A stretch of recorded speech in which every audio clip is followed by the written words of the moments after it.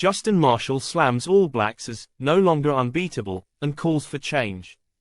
Former All Blacks star Justin Marshall has delivered a blunt critique of New Zealand rugby, stating that the All Blacks are no longer unbeatable, and must adapt to the changing global rugby landscape.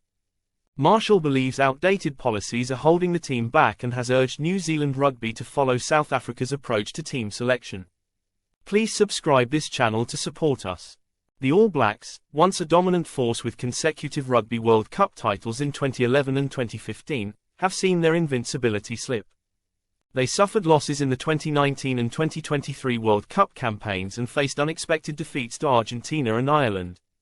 For Marshall, part of the problem lies in New Zealand's refusal to allow overseas-based players to represent the All Blacks, a rule he argues is outdated. The Springboks' recipe for success. Marshall points to the Springboks as an example to follow. South Africa's success, including back-to-back World Cup titles, has been achieved with many of their key players playing for clubs abroad. Marshall suggests New Zealand should adopt a similar model, allowing All Blacks players to gain experience overseas while remaining eligible for national selection. "We're no longer the unbeatable team we used to be," Marshall said. "The Springboks have players all over the world, and yet they've remained number one. It's time we rethink our strategy." Calls for a fresh approach. Marshall also highlighted the need for a fresh approach to challenge players who have been part of Super Rugby for years. He argued that New Zealand Rugby's reluctance to evolve has caused the national team to stagnate.